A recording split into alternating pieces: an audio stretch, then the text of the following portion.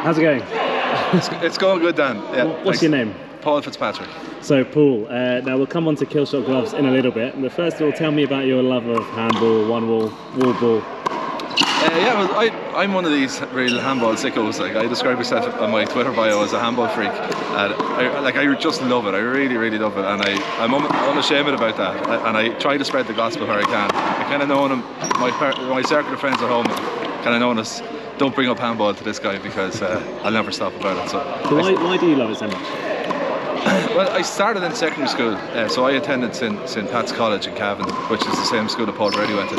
So he was just gone when I started, so giving away his age and my age now. But we started playing 40 to 20 handball there, and I just loved it. You know, the big sport in our part of the world is Gaelic football, and I played that as well. All young lads play that there, but I just preferred handball, and as the years went on I sort of dropped football and stuck with the handball, and I was never much of a footballer anyway, to be honest. But I enjoyed the handball, and I found that the more you put into it, the more you can get out of it, and you can reach a certain level, and so I suppose there's sort of a perceived competency there that you can feel you're half good at it, even if you might not be in a lot of cases, including my own. But I just love it. I love everything about it. I love the social aspect of it. I love the challenge of it. I love the feeling of hitting the ball with my hand. There's nothing about the game itself that I don't love. And when did you kind of get a feel for the sport outside of Ireland, so the growth of it? Well, I suppose my first time going outside of Ireland to play handball was when I went to college in DIT, and we had a great coach there, Paul Gaffney, and he was bringing teams to go to the US collegiates. And I do remember a fellow who was in school with me went to DIT the year before me, and he came back and he had all the gear, and he was after being, I think it was in Texas. I was so jealous of him, and I said, I'm definitely going to go to that. And I think that the possibility to play overseas was kind of what kept me in it at that age, where a lot of fellas and girls drop out of all sports, including handball.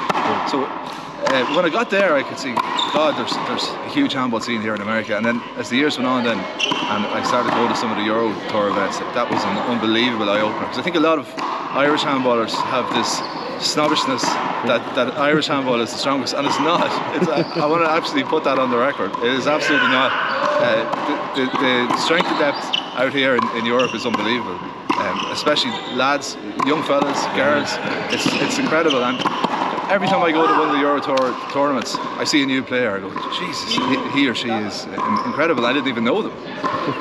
I guess at the basket tournament now, you must be seeing a few of those. Yeah. There's half a dozen players here who would be up there, I'd imagine, with the better players in Ireland. Yes. And I've never even seen these guys. Now, a lot of them specialise in pelota, but I suppose the great thing about one ball or wall ball is that it's sort of a crossover code, and it brings in all the international countries. And the great work that you guys are doing on the Euro 1 World Tour provides a platform for that. Years ago, I think, in Ireland, the international angle was always a big selling point for handball, but it's expensive to go to America or Canada, or somewhere like that. But it's not as expensive, and it doesn't mean as much sacrifices to go to Europe. But you still get the same buzz. You're getting to travel. You're sort of an international athlete. We were on the plane yesterday, and they announced Alicia McCrory, Irish champion, is on the flight, and everyone clapped, and it was great. You know, it's just a great buzz. Yeah, and that brings us on to what you're doing now with Killshot Gloves. Yeah, so, Killshot Gloves. Let's just have a quick look at some of the merch. So why did you start it? What's the story of Killshot Gloves? Well, the story, I suppose, is that after COVID, everything got really expensive, and then I suppose the war in Ukraine as well, and we found that the cost of living was going up. The price of everything was getting expensive, and most players in Ireland were wearing handball gloves that were coming in from America. They were great gloves, don't get me wrong, they're just getting expensive with import charges and all the rest of it. So we had a lot of players playing in our area. We just thought we'd do it on a small scale and maybe provide gloves for the local guys. And it just sort of took off after COVID, and it just got bigger and bigger, and we got into the wall ball, which has been brilliant for us. And not just like we're trying to support players and grow the game as well as trying to, I suppose, turn and shilling on it, but it's the fact that we can get out here selling the gloves. It gives us an excuse, to be honest. And so it's been a really fun journey. We've learned a lot. We've made a lot of mistakes as well. We've kind of learned along the way. We've had great support, loads of good players wearing our gloves, and we link up with Euro 1 World as well. It's been absolutely massive for us. What's been the best learning for you? Oh God, well, I think you got to have your product has to be absolutely the best quality possible, and I think if it's not, I think maybe at the start ours wasn't as good as it could have been, and I think we kind of learned then it's got to be the best, because it'll cost you in the long run if it's not.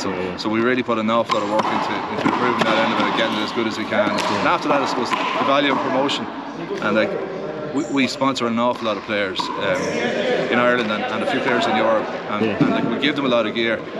There's a cost involved in that, but you get it back tenfold in terms of goodwill and just the promotion, because young people especially will look up and see these stars and say, like, let's say Conor McAduff, for example, wearing our gloves. It's massive for us. If they're good enough for McAduff, they're good enough for anyone. Yeah. Would you want to show us some of the things we're working on? Yeah, okay, so wall ball gloves, I suppose, they're slightly different. They're cut off at the wrist. They're deerskin leather. So this is a new type that we have here at the minute. They're neon yellow and blue. So we do a lot of branded stuff like that. We've got stuff here with all different colours. You can see with loads of different colours. The new camo gloves are a new glove that we've started doing as well, which is proven popular so far. If I can get it open. That's the camo glove.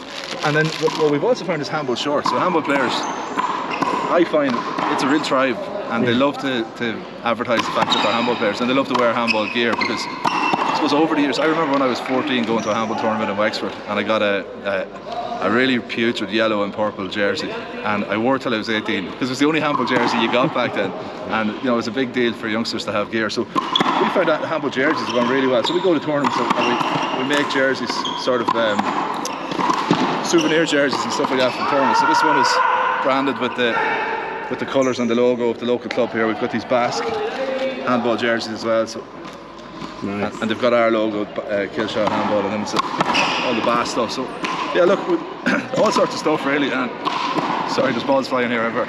Yeah, well, we try to keep costs down, and so it's a promotional vehicle for the sport as well. So I think it's a win-win for everyone. Nice. Well, cool. Thanks, Paul. Last question. How do you describe handball in one word? Addiction. Awesome. Thanks, man. Thanks, Dan. Good man. Thanks.